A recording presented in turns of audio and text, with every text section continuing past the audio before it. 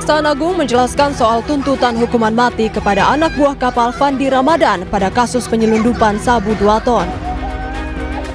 Kapus Penkum Kejagung Anang Supriyatna menyebut besaran tuntutan yang diajukan oleh jaksa kepada majelis hakim didasari fakta hukum dan alat bukti yang telah terungkap di pengadilan. Salah satu pertimbangan jaksa memberikan hukuman maksimal, yakni sebagai upaya untuk melindungi masyarakat dari bahaya narkotika. Yang penting bagi kita, negara dalam ini komitmen melindungi warga negara dari bahaya narkotika. Ini kan hampir 2 ton loh, nggak main-main. Dan proses peradilan sudah dilaksanakan sesuai dengan hukum acara yang berlaku, dengan tetap mengedepankan asas praduga dan prinsip kehati-hatian, dan berdasarkan fakta hukum dan alat bukti yang terungkap di pengadilan.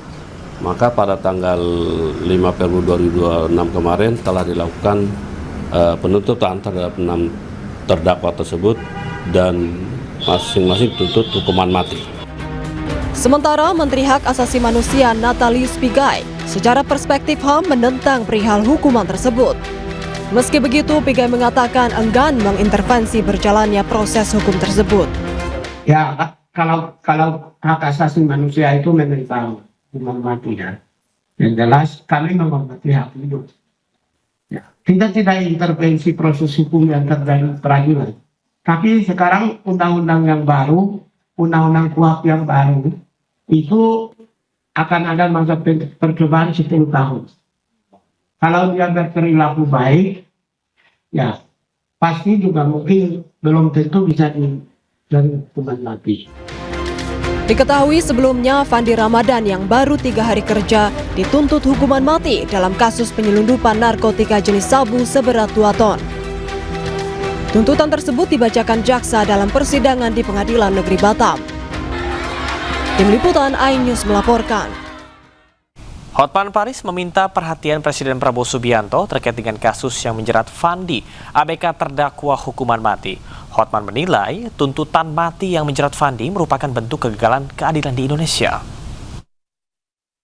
Melanjutkan dari himbauan dari orang tua kandung dari si calon dihukum mati ini, saya pun sangat menghimbau kepada Bapak Jaksa Agung agar tolong diturunkan tim untuk mengeksaminasi apakah, karena apapun namanya surat tuntutan pun bisa dicabut kok demi keadilan, kenapa enggak?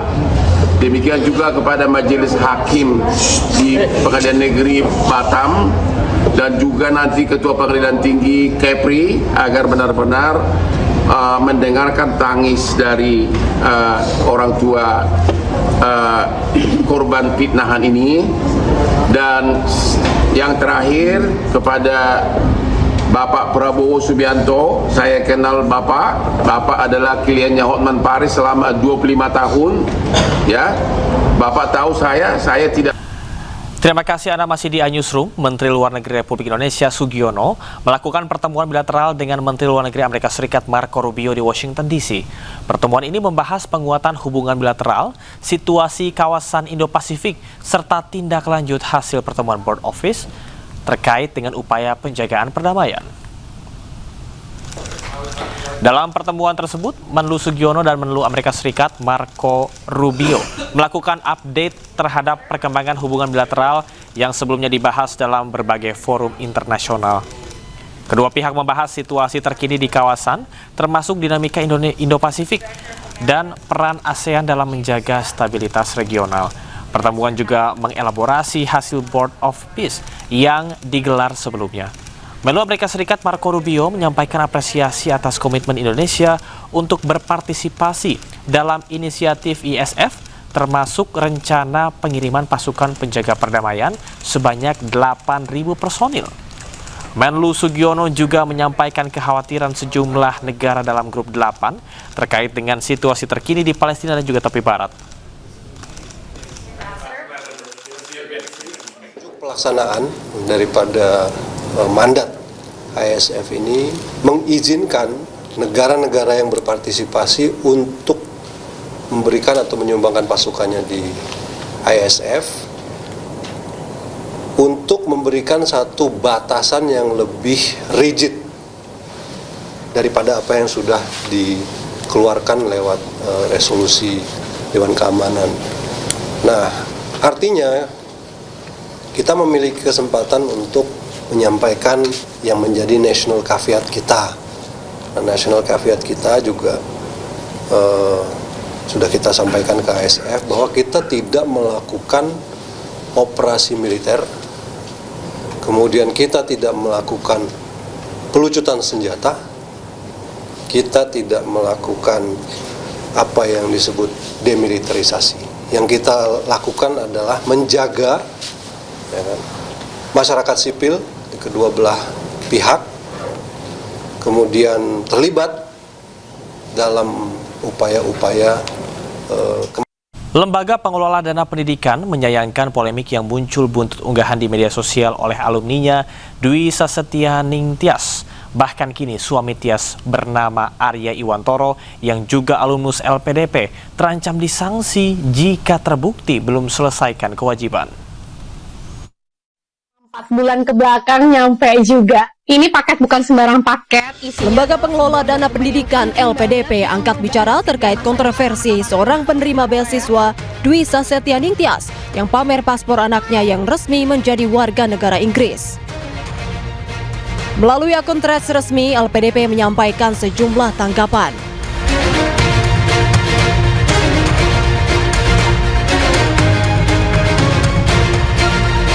Pertama, LPDP menegaskan bahwa tindakan Dwi Sasetyaning Tias atau Tias tidak mencerminkan nilai integritas, etika, dan profesionalisme yang ditanamkan LPDP pada seluruh penerima beasiswa.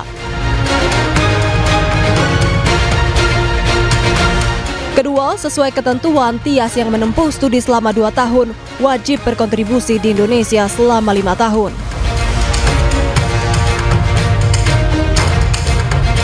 Ketiga, Tias telah menuntaskan seluruh masa pengabdian sesuai ketentuan, sehingga LPDP tidak lagi memiliki ikatan hukum dengan Dwi.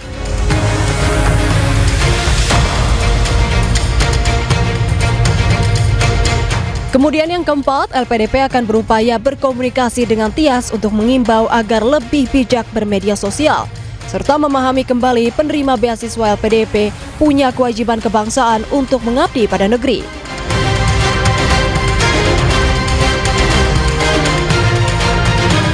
Sementara itu, kelima terkait suami Tias bernama Arya Iwantoro yang merupakan alumnus LPDP diduga belum menyelesaikan kewajiban kontribusinya setelah menyelesaikan studi.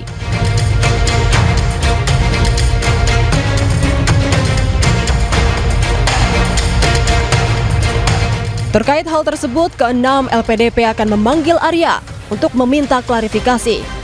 LPDP juga akan lakukan proses penindakan dan pengenaan sanksi sampai pengembalian seluruh dana beasiswa jika Arya terbukti belum penuhi kewajiban.